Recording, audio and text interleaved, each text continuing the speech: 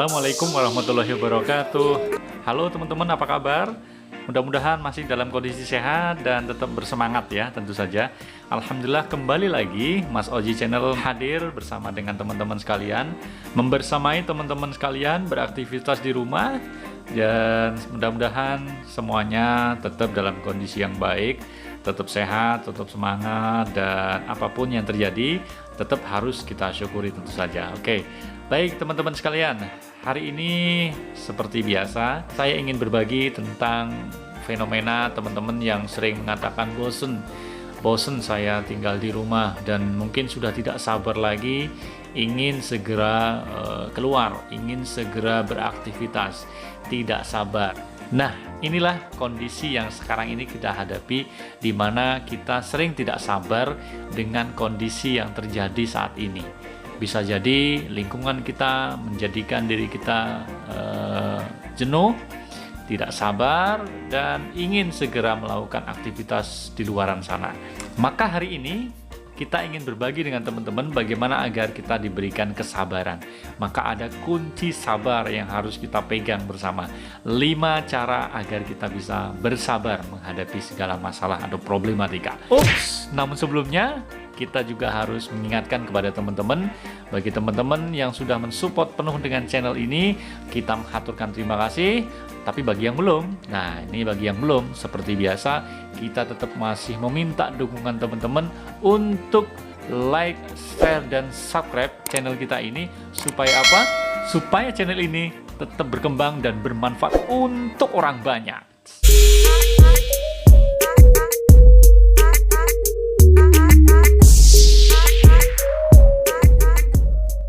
Nah, kita langsung saja. Kunci sabar yang harus kita hadapi. 5 kunci kesabaran. Apa yang harus kita lakukan agar kita diberikan kesabaran menghadapi segala macam problematika, termasuk adanya wabah COVID-19 ini. Ya, yang teman-teman di rumah yang sudah tidak sabar lagi, ini kuncinya. Yang pertama adalah selalu bersyukur dan berusaha untuk ikhlas. Ini penting teman-teman. Kenapa ini menjadi nomor 1? Ya, apapun yang terjadi tetap harus kita syukuri dong. Jadi kunci pertama ternyata adalah kita harus tetap bersyukur dan memiliki jiwa yang ikhlas. Ikhlas bagaimana? Ikhlas dengan segala keadaan yang ada ini. Bersyukur kita masih diberikan kesempatan untuk tinggal di rumah. Ya, mungkin teman-teman yang tinggal di rumah tidak melihat di luaran sana orang masih harus bekerja, orang masih harus mencari nafkah. Nah, kita bersyukur kita tinggal di rumah ya, dengan adanya masalah ini masih ada kesempatan yang harus kita nikmati dengan syukur ini. Maka bersyukur dan juga berusaha untuk tetap ikhlas adalah kunci kesabaran. Dimanapun kita punya masalah, apapun masalah kita, berapapun berat beban yang kita miliki, bersabarlah. Kuncinya apa? Tetap kita harus bersyukur kepada Allah Subhanahu wa Ta'ala, dan berusaha untuk ikhlas adalah kunci utamanya, kunci pertamanya. Ternyata kunci yang kedua adalah jangan menyerah dengan emosi. Kita harus menata hati kita, teman-teman. Jadi orang yang tidak sabaran itu berarti dia tidak bisa menata hatinya sehingga menimbulkan emosi yang ada. Nah, maka teman-teman, kunci yang kedua adalah jangan sampai kita menyerah atau kalah dengan emosi yang ada di dalam hati kita. Tetap harus menata hati dengan merilekskan diri ya. Hati harus tetap rileks ya. Yang pertama tadi bersyukur, ikhlas. Yang berikutnya adalah jangan sampai kita kalah dengan emosi. Kadang-kadang kalau udah nggak sabaran itu pasti emosi, iya kan? Nah, makanya kali ini kunci yang kedua adalah jangan sampai kita menyerah dengan emosi. Nggak usah emosi ya. Dengan tenang, dengan rileks, insya Allah segala masalah itu tinggal menunggu kapan selesainya. Insya Allah masalah akan segera berlalu. Tapi kalau kita kalah dengan emosi kita, maka emosi ini akan membakar semua yang ada, dan kita menjadi kacau balau semuanya. Maka jangan pernah emosi, jangan menyerah dengan emosi. Tetap rileks, tetap santuy, dan insya Allah masalah akan segera selesai. 3. Nah, apa yang ketiga teman-teman? Yang ketiga adalah bahwa kalian harus yakin sepenuh hati bahwa di balik kesulitan, di ujung kesulitan akan hadir sebuah pencerahan di mana masalah itu akan selesai. Sebuah keyakinan dalam diri kita bahwa di ujung kesulitan ini akan ada kemudahan yang insya Allah diberikan sama Allah untuk bisa menyelesaikan masalah ini. Maka yakinlah bahwa pandemi ini akan segera berlalu, teman-teman. Di ujung kesulitan, di ujung kesusahan yang kita hadapi sekali ini, harus kita yakini bahwa ini tidak akan lama. Ada masanya di mana kita nanti menyelesaikan masalah ini, bangsa kita terlepas dari jerat pandemi ini, dan kita kembali menghadapi kehidupan yang normal. Maka ketika hadir keyakinan bahwa nanti suatu saat masalah itu akan selesai, hati kita menjadi lebih tenang. Ya, jadi keyakinan dalam hati kita bahwa masalah-masalah yang ada itu insya Allah segera akan ada ujungnya, dan ujungnya adalah penyelesaian kemudahan. Ingat bahwa setelah adanya kesulitan akan hadir kemudahan setelahnya. Maka ini menjadi patokan untuk kita, ini menjadi kunci kita, keyakinan dalam diri kita bahwa Allah akan menghadirkan kemudahan setelah adanya kesulitan itu. Dan kesulitan itu akan sirna manakala Allah hadirkan kemudahan-kemudahan, ada pencerahan. Jadi hadapi saja segala permasalahan ini dengan tetap tenang, tidak lantas kita menjadi patah arang, tidak lantas kita menjadi putus asa. Hadapi bahwa suatu ketika yakin saja bahwa akan ada titik pencerahan, akan ada penyelesaian yang baik dari segala masalah-masalah yang ada. Ini kunci dari sabar yang ketiga. Yang keempat, nah apa kunci sabar yang keempat? Ternyata kunci kesabaran yang keempat adalah memiliki jiwa pemaaf dan berjiwa besar. Jadi kita harus memiliki jiwa pemaaf, memiliki rasa maaf kepada siapapun, teman-teman, dan jiwa yang besar untuk menghadapi segala permasalahan yang ada.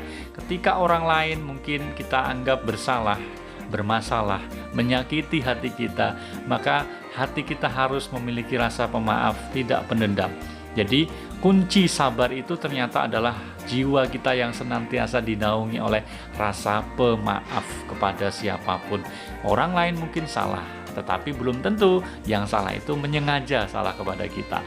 Maka kita harus berjiwa besar, berpikir positif dan berjiwa besar, sekaligus menjadi pondasi agar kita memiliki jiwa pemaaf. Maka maafkanlah orang-orang yang mungkin tidak sengaja ataupun sengaja kepada kita, memberikan masalah-masalah ini hadir kepada kita. Maka mumpung ini bulan Syawal, kemarin baru saja kita momentum untuk saling bermaaf-maafan, mari milikilah jiwa pemaaf agar segala permasalahan ini bisa kita selesaikan dengan baik dan kita diberikan keteguhan untuk menjadi pribadi-pribadi yang sabar. Kunci yang kelima, nah yang terakhir, teman-teman, kunci agar kita memiliki rasa sabar adalah ternyata berkumpullah dengan orang-orang yang memiliki jiwa sabar. Kenapa? Karena di mana lingkungan kita berada itu menentukan apa yang terjadi dengan kita. Kalau kita ingin menjadi pribadi yang sabar, tentu saja kita harus bergaul, berkumpul, berinteraksi dengan orang-orang yang sabar. Kita berlatih dengan mereka, kita belajar tentang kesabaran dengan mereka. Supaya apa? Kesabaran itu juga hadir di dalam diri kita. Jadi kuncinya adalah lingkungan. Maka pilihlah lingkungan, pergaulan dengan orang-orang yang juga memiliki jiwa-jiwa yang sabar. Kalau lingkungan kita dikelilingi oleh orang-orang yang senantiasa emosi, suka marah-marah, kadang-kadang aura pengaruh itu masuk juga ke diri kita. Nah, tentu ini tidak dibolehkan, ya. Jadi, yuk pilih lingkungan yang benar, kita jadikan diri kita menjadi pribadi yang sabar dengan cara memilih lingkungan, berteman dengan orang-orang yang memiliki kesabaran yang tinggi. Baik, itu tadi teman-teman 5 tips yang kita bagikan hari ini tentang kunci kesabaran. Tentu saja masih banyak tips-tips yang lain, masih banyak cara-cara yang bisa kita lakukan agar kita memiliki kesabaran yang baik dalam diri kita. Hanya 5 yang bisa kita berikan dan mudah-mudahan sedikit ini bisa bermanfaat untuk kita semuanya.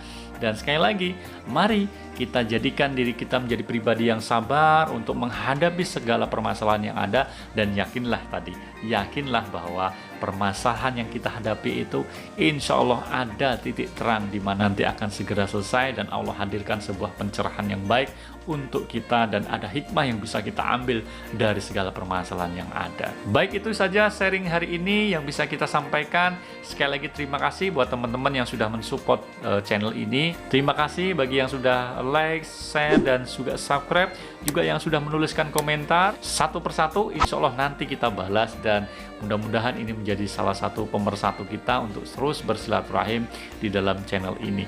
Sekali lagi terima kasih atas segala dukungannya, dan saya mohon pamit sampai ketemu dengan edisi berikutnya. Terima kasih atas segala perhatiannya. Mohon maaf atas segala kegilafannya. Wassalamualaikum warahmatullahi wabarakatuh.